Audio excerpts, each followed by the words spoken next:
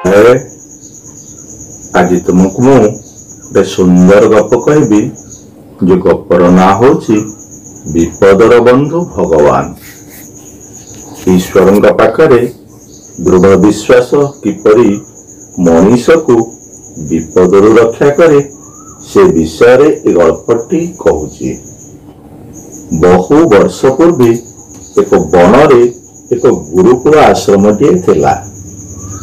ସେଠାରେ ବାଲ୍ୟଶର ନାମକ ଜଣେ ଗୁରୁ ଥିଲେ। ତାଙ୍କ ପାଖରେ ଅନେକ ଶିଷ୍ୟ ଶିକ୍ଷା ଗ୍ରହଣ କରୁଥିଲେ। ଅନେକ ଶିଷ୍ୟ ତାଙ୍କ ପାଖରୁ ଶିକ୍ଷା ଗ୍ରହଣ କରି ସମାଜର କଲ୍ୟାଣ କରିବା ପାଇଁ ଗୁରୁଙ୍କ ଠାରୁ ଆଶୀର୍ବାଦ ନେଇ ଚାଲି ଯାଇଥିଲେ। ଗୁରୁଙ୍କ ପାଖରେ ଶିକ୍ଷା ଗ୍ରହଣ କରୁଥିବା ଶିଷ୍ୟମାନଙ୍କ ମଧ୍ୟରୁ ରଘୁ ନାମକ ଜଣେ ଶିଷ୍ୟ ଗୁରୁଙ୍କର ଅତି ପ୍ରିୟ ଶିଷ୍ୟ ଥିଲା। ଗୁରୁ ତାଙ୍କର ସମସ୍ତ କାର୍ଯ୍ୟ ରଘୁକୁ କରିବା ପାଇଁ ହିଁ କୁହନ୍ତି। କିନ୍ତୁ ରଘୁ ଭାବୁଥିଲା ଗୁରୁଦେବ ବୋଧେ ତାକୁ ଅଧିକ ସ୍ନେହ କରନ୍ତି ନାହିଁ, ତେଣୁ ସର୍ବଦା ଗୁରୁ ନିଜର ସମସ୍ତ କାମ ତାକୁ ହିଁ କରିବାକୁ କୁହନ୍ତି। ଏପରି ମନରେ ଧାରଣା ରଖି ସମୟ ବିତି ଚାଲିଥାଏ। ଗୁରୁ ସର୍ବଦା ରଘୁକୁ ହିଁ କାର୍ଯ୍ୟ କରିବାକୁ କୁହନ୍ତି। ଗୁରୁଦେବଙ୍କ ଆଜ୍ଞା ହେତୁ ରଘୁ କିଛି କହିପାରେ ନାହିଁ ଏବଂ ଆଜ୍ଞାଧୀନ ଛାତ୍ର ଭଳି ଗୁରୁଙ୍କର ସମସ୍ତ କାମକୁ ସୁଚାରୁ ରୂପେ କରିଥାଏ। ଏକଦା ଗୁରୁ ଦେଖିଲେ ରଘୁ ମନ ଦୁଃଖ କରି ଏକ ଗଛ ମୂଳରେ ବସିଛି। ଗୁରୁଦେବ ତା ପାଖକୁ ଗଲେ ଏବଂ ତାକୁ ପଚାରିଲେ, ହେ ବତ୍ସ, ତୁମେ ବିଷାଦ ମନରେ ଏଠାରେ କଣ ପାଇଁ ବସିଛ? ଏହା ଶୁଣି ରଘୁ ଗୁରୁଦେବଙ୍କୁ ସାଷ୍ଟାଙ୍ଗ ପ୍ରଣାମ କଲା ଏବଂ କହିଲା, ଗୁରୁଦେବ, ଆପଣଙ୍କର ସମସ୍ତ କାର୍ଯ୍ୟ କରିବା ପାଇଁ ମୋତେ ହିଁ କୁହନ୍ତି।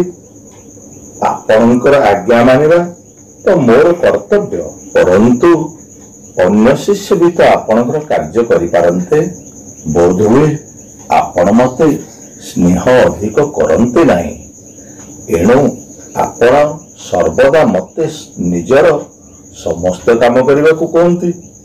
ଏହା ଶୁଣି ଗୁରୁଦେବ ଟିକେ ହସିଦେଲେ ଏବଂ କହିଲେ, ହେ ବତ୍ସ, ତୁମ ମନରେ ଗଢ଼ି ଉଠିଥିବା ଭାବନା ସ୍ୱାଭାବିକ, ଏହା ଭୁଲ ଅଟେ। ତୁମ ମନରେ ଗଢ଼ି ଉଠିଥିବା ଭ୍ରମ ଧାରଣାକୁ ଦୂର କରିବା ପାଇଁ ତୁମକୁ ଗୋଟିଏ କାହାଣୀ କହୁଛି, ଶୁଣ। ଏକଦା ଏକ ଗ୍ରାମରେ ଜଣେ ବ୍ୟକ୍ତି ରହୁଥିଲା। ସେ ଲୋକଟି ଅତ୍ୟନ୍ତ ଗରିବ ଥିଲା ଏବଂ ଦୁଃଖରେ ନିଜର ଜୀବନ ଅତିବାହିତ କରୁଥିଲା। ଦୁଃଖ ବେଳେ ସେ କେବଳ ଭଗବାନଙ୍କୁ ହିଁ ପ୍ରାର୍ଥନା କରୁଥିଲା,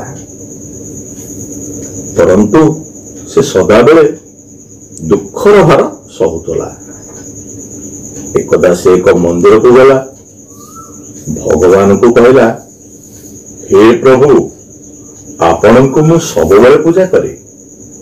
ମୋ ସୁଖ ଦୁଃଖ ସବୁ କିଛି ଆପଣଙ୍କୁ କୁହେ,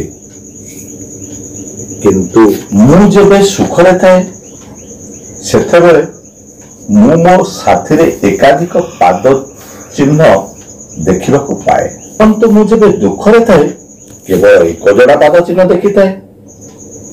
ଏପରି କାହିଁକି ହୁଏ ପ୍ରଭୁ? ପ୍ରଭୁ ଏହି ସମସ୍ତ କଥା ଶୁଣିଲେ ଏବଂ କହିଲେ, ହେ ବତ୍ସ, ତୁମେ କହୁଥିବା କଥା ସତ୍ୟ ଅଟେ। ପ୍ରକୃତରେ ତୁମେ ଯେବେ ଦୁଃଖରେ ତଥା ବିପଦରେ ଥାଅ ସେତେବେଳେ ତୁମେ ମୋତେ ସ୍ମରଣ କର, ତେଣୁ ମୁଁ ତୁମକୁ ମୋ କୋଳକୁ ଉଠାଇ ନେଇ ଚାଲିଥାଏ। ଫଳରେ ତୁମେ କେବଳ ଏକ ଯୋଡ଼ା ପାଦ ଚିହ୍ନ ହିଁ ଦେଖିଥାଅ ଏବଂ ଯେତେବେଳେ ବିପଦ ସମୟ ପଳାଏ ମୁଁ ତୁମକୁ ତଳକୁ ଓହ୍ଲାଇ ଦିଏ। ତେଣୁ ତୁମେ ବିପଦ ସମୟରେ ମୋତେ ସ୍ମରଣ କରିବା ଫଳରେ କେବଳ ମୋର ହିଁ ଏକ ଯୋଡ଼ା ପାଦ ଚିହ୍ନ ଦେଖ ଏବଂ ସୁଖ ସମୟରେ ତୁମ ମନକୁ ତ ମୁଁ ସ୍ମରଣ ହୁଏ ନାହିଁ, ତୁମେ ଆତ୍ମବିଭୋର ହୋଇଯାଅ। बंधुबान्धवों सह खुशी जीवन अतिबाहित कर।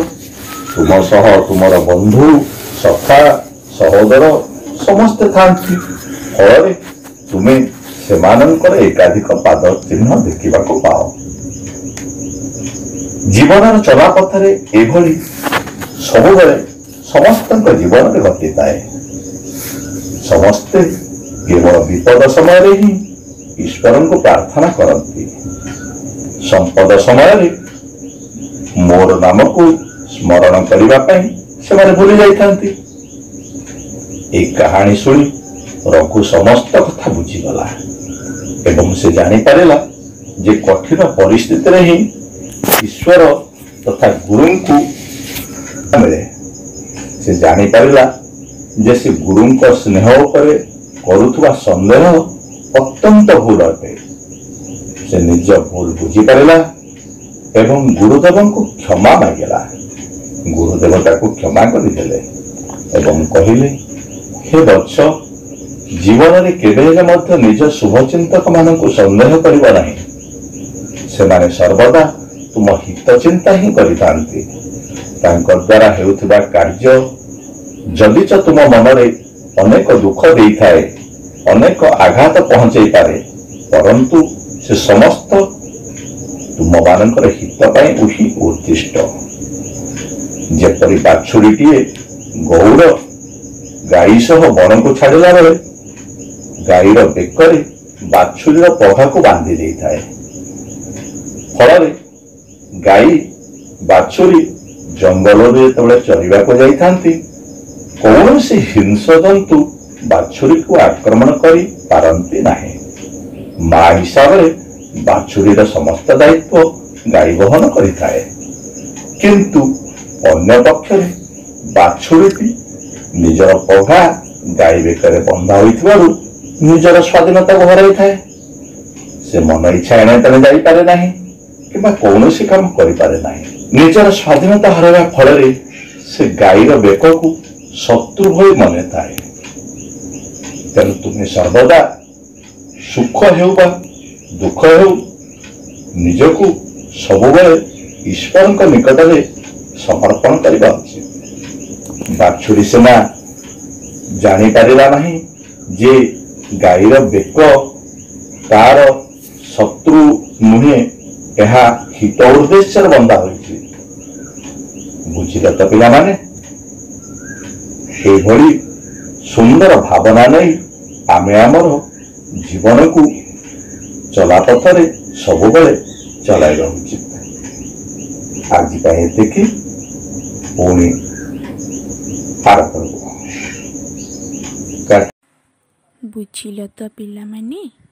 आमे जानिबा दरकार जे आम गुरुजन माने आम ठारू बुद्धि ज्ञान अभिज्ञता तथा कार्यकुशलता क्षेत्र में यथेष्ट अभिज्ञ। एणु सेही शुभचिंतक मानकर दोष एवं त्रुटि को धरिबा तथा सेमानंको संदेह चक्षुरे देखिबा आमर अक्षमणीय अपराध। आमे सर्वदा गुरुजन मानकर आज्ञाधीन रही कार्य करिबा उचित। संसार संपद सखा विपदे केही न दियंती देखा। विपद बंधु भगवान मने विश्वास एहा ज्ञान। धन्यवाद।